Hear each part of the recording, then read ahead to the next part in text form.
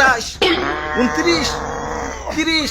হ্যাঁ হ্যাঁ হ্যাঁ, আরো আরো, তাড়াতাড়ি তাড়াতাড়ি। বুক ডাউনের পর আবার ডাম্বেল উঠাই তুই। হালাই আমগো এই গরমের ভিতরে জিম করাইতাছে, পুষ্টিকর খাবার দেওয়ার নাম নাই, প্রোটিন পাউডার খাওয়াইয়া খাওয়াইয়া কি কষ্টটাই না করাইতাছে। এই কি বিড়বিড় করো, ভালো করে বুক ডাউন দাও। কুরবানির ঈদ আইসা গেছে, এখনো শরীরে কুস্তর খবর নাই। এই বডি নিয়ে হাটে গেলে কাস্টমাররা দাম কইব। দাও দাও দাও, বুক ডাউন দাও। ওই গোস্ত পাইবা কই? হারা বছর খাওয়াইছো তো খালি শুকনা খের, খের খাইয়া পাইছা সেটাই তো বেশি। ঘাসের খবর নাই, ভুসির খবর নাই। ঠিক কইছেন ভাই, শুকনা খের খাইয়া আমার তো কষা হইয়া গেছে। আমারে কি তোমরা বলদ খামারি পাইছো যে সারা বছর ঘাস ভুসি খাওয়ায় খাওয়ায় নিজের পকেট ফাঁকা করবো, আবার বিক্রি করবার যেও কুইতা কুইতা লাভ করবো? আমি না মানব সেবা না গরু সেবা করতে আহি নাই, লাভ করতে আইছি। না বেশি সময় নাই, এই যে নাও সারা বছর ঘাস ভুসির পাওয়ার, একবারে নাও। চিরে মশাই কামড় দিছে রে, বড় মশা। ভাই এটা মশা না, এটা হলো গরু মোটা বানানোর ইনজেকশন।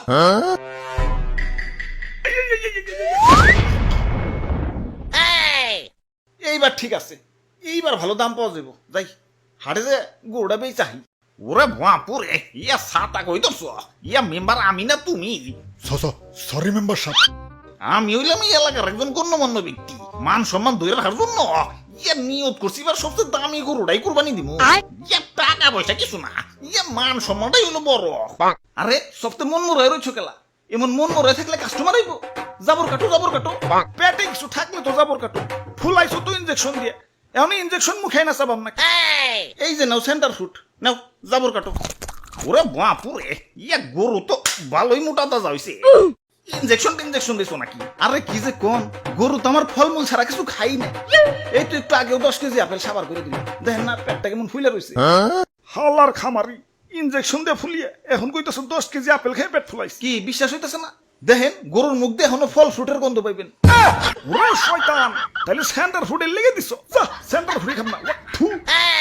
তা গরুর দাদা দাম কত?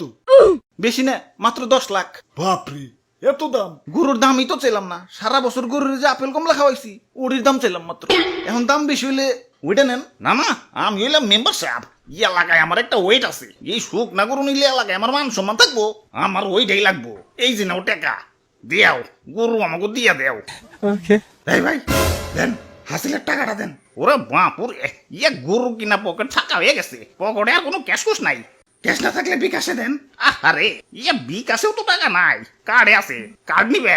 ধরুন আমার কি এটিএম বুথ পাইছেন নাকি? ইয়া তাইলে আর দিমু কেমনে? ইয়া ভাই হাসিলের টেয়াটা মনে হয় পাইসা গেল। আরে মেম্বার সাহেব, কার্ড থেকেও তো বিকাশে টাকা ঢুকান যায়। প্রথমে বিকাশ অ্যাপে লগ ইন করে অ্যাড মানিতে যান, কার্ড টু বিকাশ সিলেক্ট করে ভিসাতে ট্যাপ করেন। যেহেতু আপনার ভিসা কার্ড, আপনার বিকাশ অ্যাকাউন্ট সিলেক্ট করে টাকার পরিমাণ দেন। তারপর আপনার কার্ড স্ক্যান করে তথ্য আপডেট করে ফোনে আসা ওটিপি সাবমিট করেন।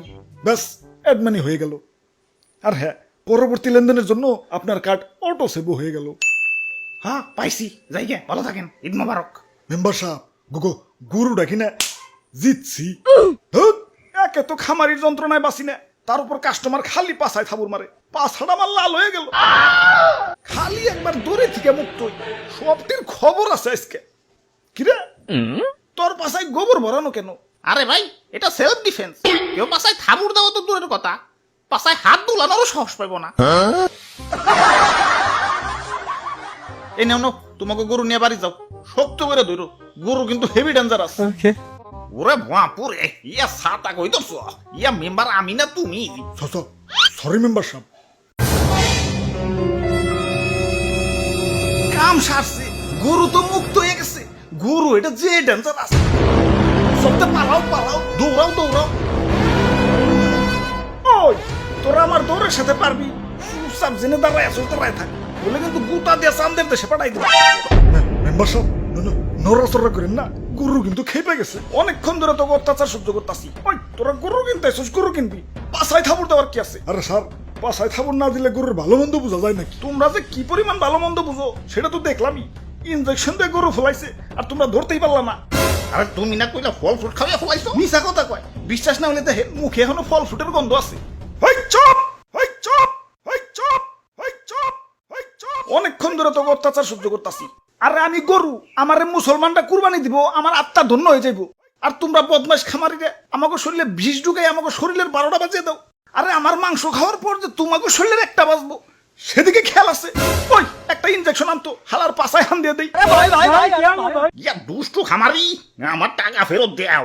ওই তোমরাও দোয়া তুলসী পাতা না, দেন নাম্বারে করে কেমনে জানি করে টাকা কামাইছো, এলাকায় খুব সম্মানী ব্যক্তি হয়ে গেছো।